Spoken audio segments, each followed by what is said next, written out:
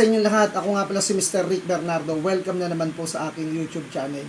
Muli po, maraming salamat po sa lahat po na nag-like, nag-share, nag-comment at nag-subscribe sa aking channel at patuloy po na nanonood ng lahat ng video na aking ginagawa. Pakipindot na rin po ang notification bell para lagi po kayong updated sa lahat po ng video na aking gagawin.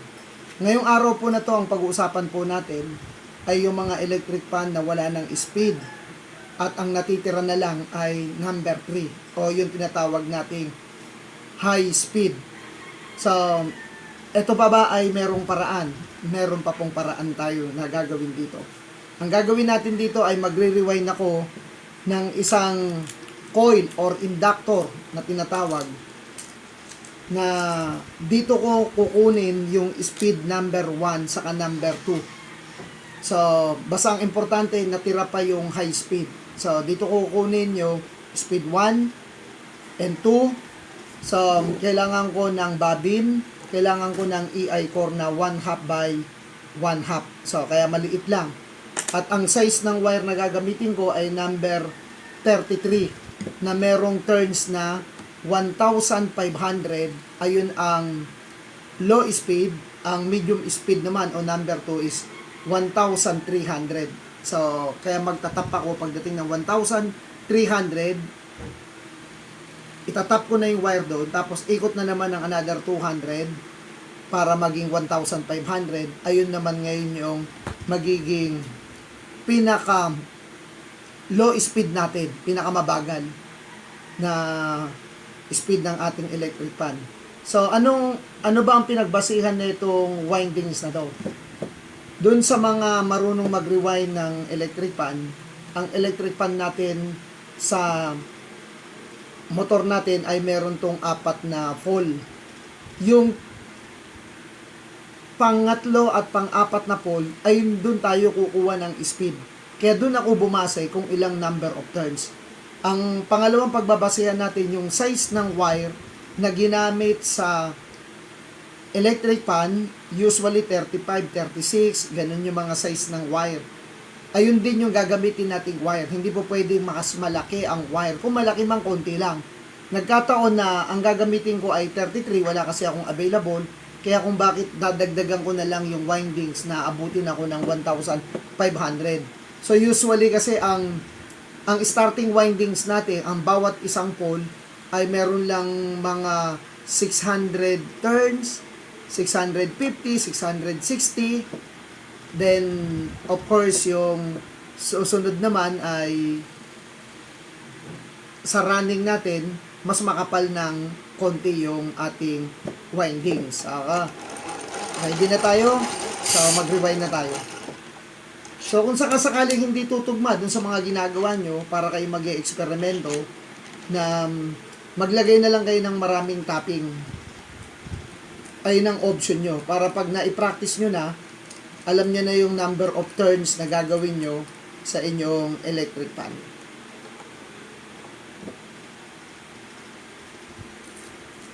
So, unahin ko muna yung 1,300 tapos itutuloy natin hanggang 1,500.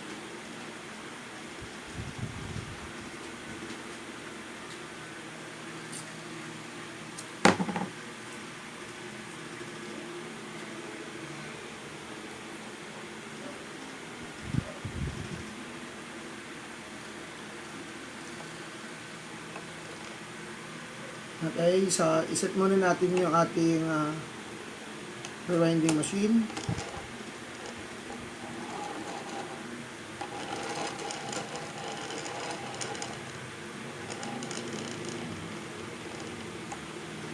Okay, so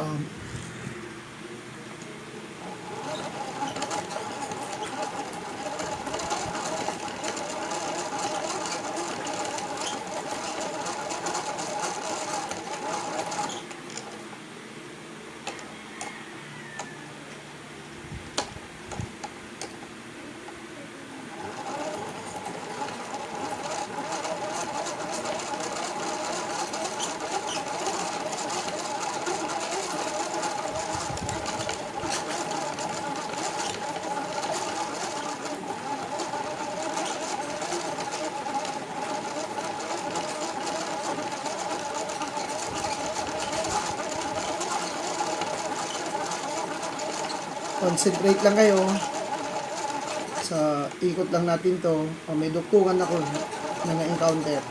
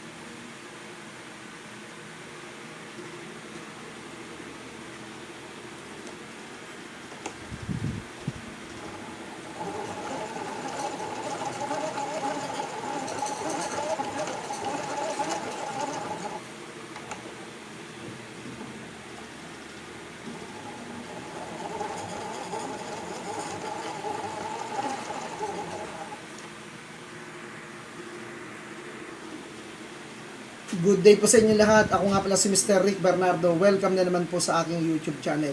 Muli po, maraming salamat po sa lahat po na nag-like, nag-share, nag-comment at nag-subscribe sa aking channel at patuloy po na nanonood ng lahat po ng video na aking ginagawa. Pakipindot na rin po ang notification bell para lagi po kayo updated sa lahat ng video na aking gagawin.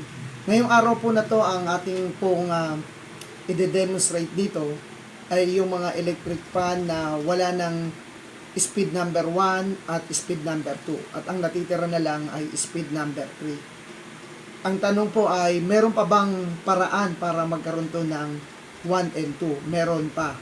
So tayo ay gagawa ng isang coil or inductor na kailangan natin ng plastic bobbin ng EI core na ang gagamitin ko ay 1/2 ang center leg, 1/2 by 1/2. At the same time, gagamit ako ng magnetic wire na number 33.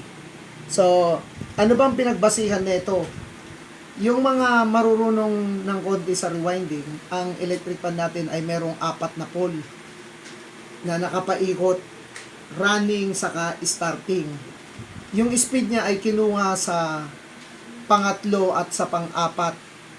So, kung may idea kayo kung ilan number of turns yung ating starting, dun tayo babase kung ilan yung number of turns ng pole na yon. Example natin, 680 turns. Sa kabila, 680 turns. I-add natin yon, almost nasa 1,000 plus. Kaya, nag-decide ako na ang gagamitin ko ay number 33. Usually, ang ginagamit naman ng starting natin, 35, 36, 37. Kaya lang wala akong available na 36 or 37, 33. Kaya dinagdagan ko na lang yung i-rewind ko. Gagawin kong 1,500 turns para sa low speed at para sa pangalawang speed natin or medium speed is 1,300. 1,300, lalawit natin, tapos diretso rewind. Additional 200 tayo. So, para all in all, ang windings natin ay papatak na 1,500. Kung ito ay gagayahin nyo at hindi tumugma sa inyo, dapat marami ka na lang toppings. Magsimula ka ng 1,200 para sa number 2 at 1,600 naman para doon sa low speed. So, kayo nang bahalang magtitimpla nito sa pamamagitan ng number of turns. Ang importante, nagkaroon kayo ng idea kung paano to gagawin. So, simulan natin.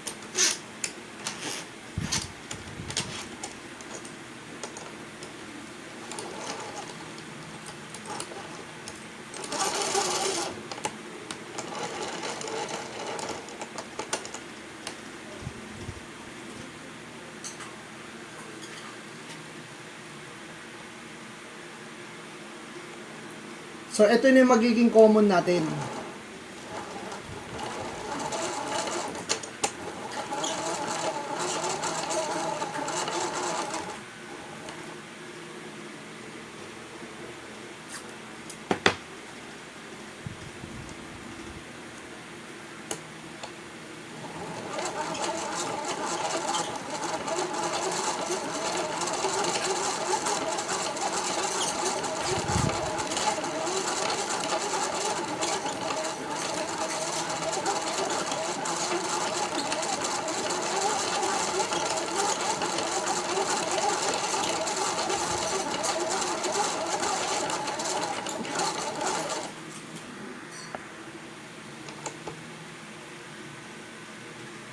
So, ito na yung 1,300. Then, 200 na lang yung kulang natin.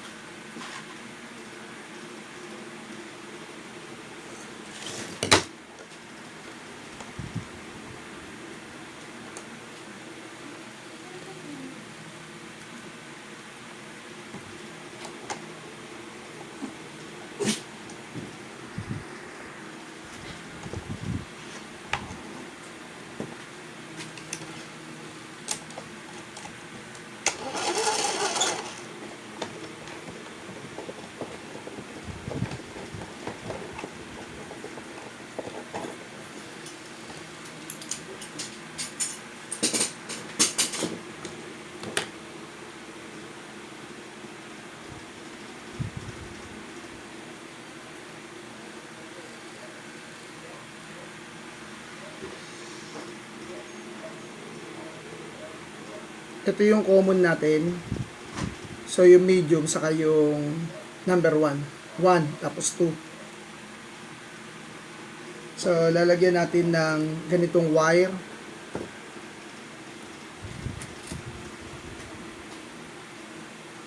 At ikakabit natin ito dito para hindi ito mahahatak. Ayun.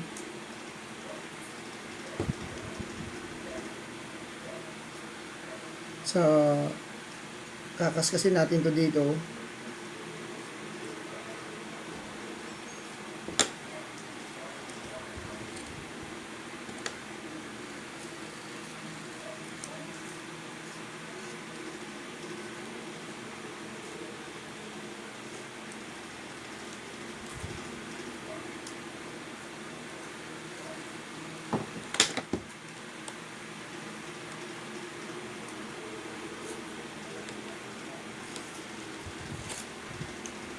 Tapos lalagyan na natin to ng EI core.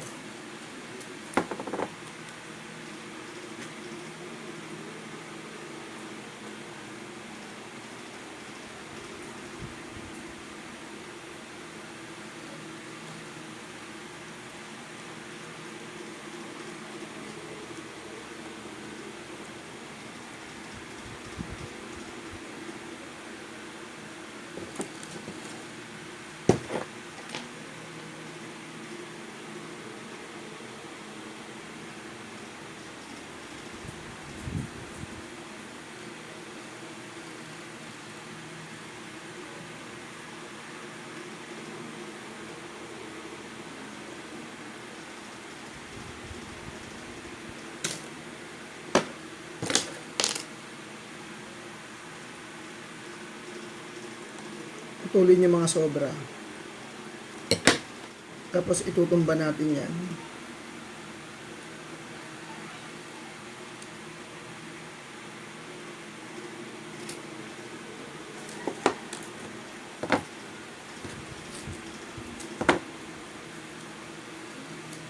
Lagyan natin ng piece paper.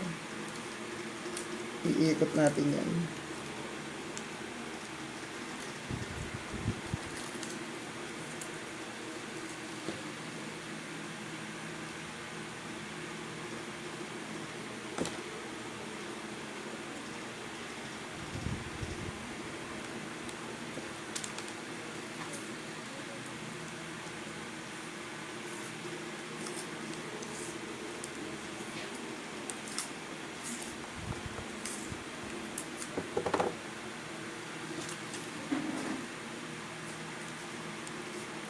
Para rin talaga tayong nagre-rewind ng isang transformer.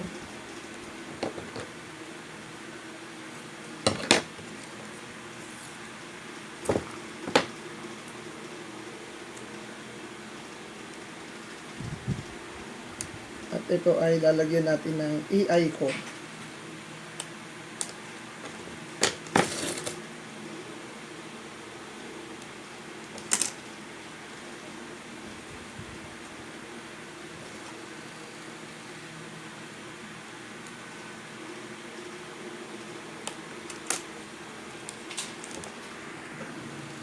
hanggang sa mapuno natin to, dalawa-dalawang E, tapos mamaya naman yung I. Tapos lalagyan natin to ng transformer bracket. Iti-testing muna natin to. Pag okay na, ilulubog naman to sa barnis para walang vibration tong inductor na to na ginawa natin.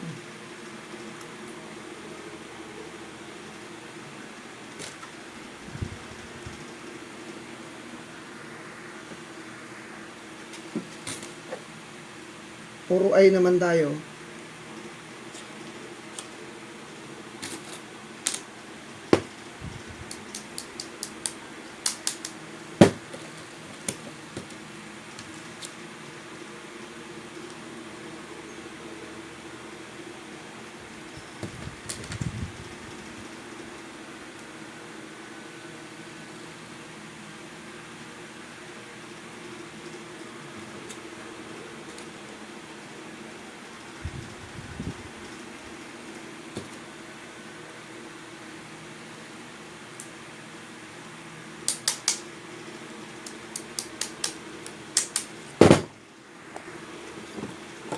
Kakabitan natin itong bracket.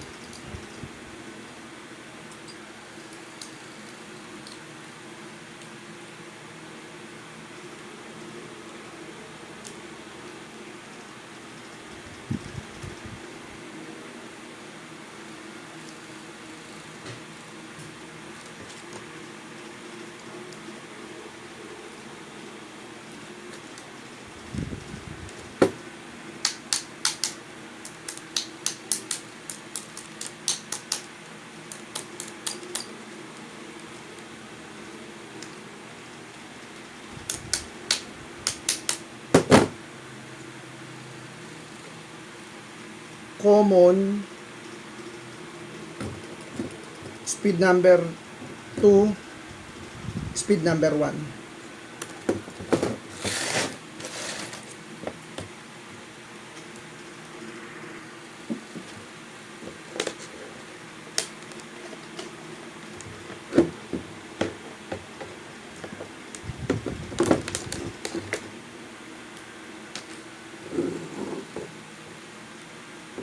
So, yung red na to, ito yung magiging common natin.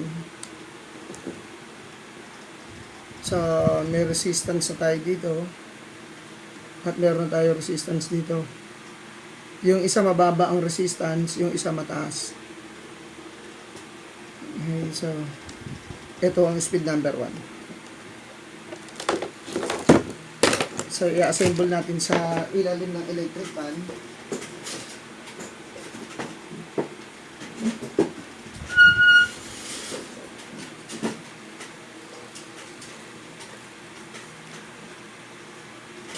Makikita nyo, dalawa na lang yung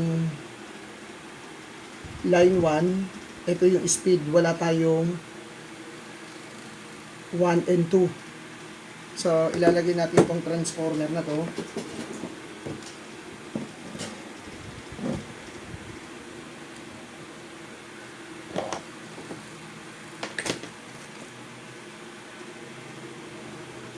Hinang natin itong common.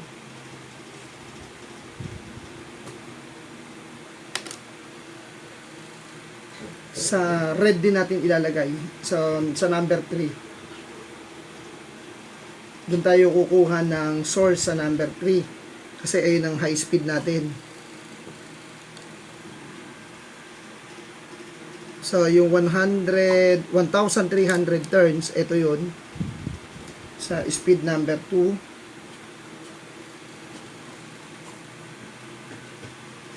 At yung 1,500, continuous lang yung bilang, ayun naman yung magiging speed number 1 natin.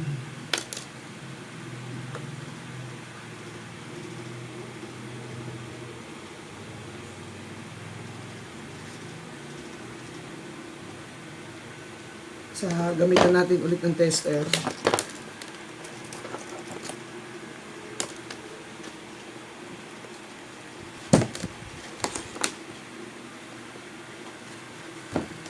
At yung male plug ng electric fan.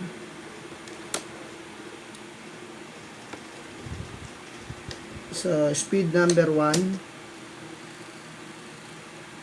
speed number 2, at speed number 3. Ayan, so maganda yung reading natin. Speed number 3, speed number 2, speed number 1.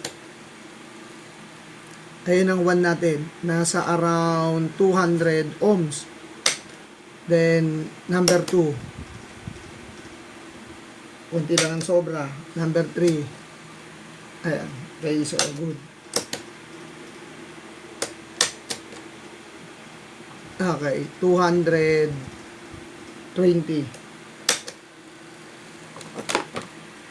So, tignan natin ngayon.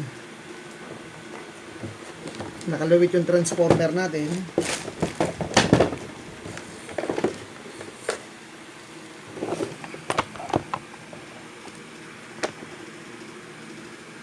Ito yung transformer natin nakalawit.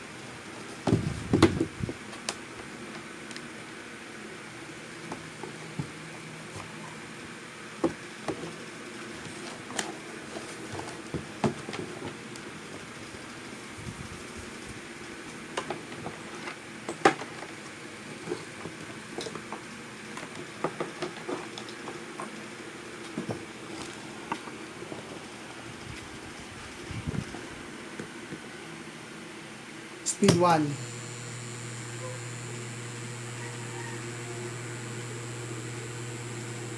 Tama-tama lang yung speed number 1 natin. Yung speed niya. Pag nag-speed number 2 ako, mabilis.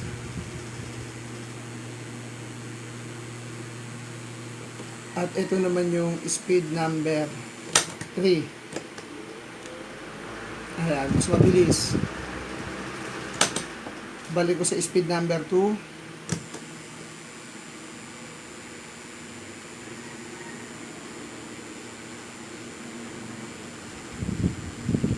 Speed number 1. Mas mabagal. Approve. Then, off natin.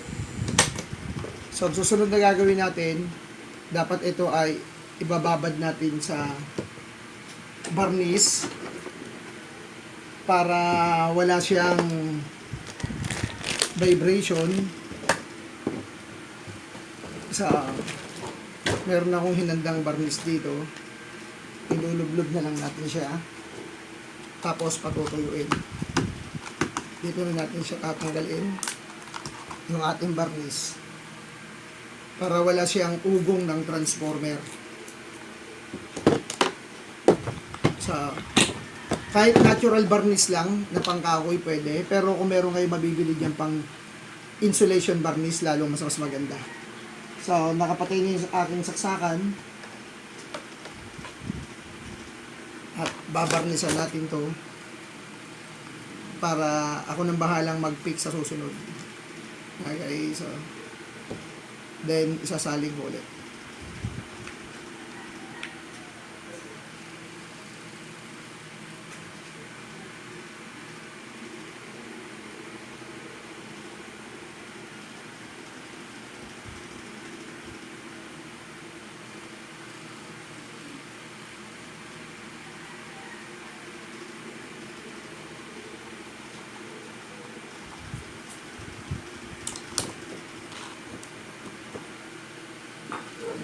Patutuyuin na lang natin to, yung ating coil na ginawa sa loob. Patutuyuin na lang natin to. Okay, so sana ay meron na naman kayong nadampot sa aking demonstrate. Kung meron pang kulang, kayo na ang bahala na magdagdag dito sa aking ginawa. Muli po, maraming salamat po sa inyong lahat. Mag-ingat po tayo lagi-lagi. Salamat ulit.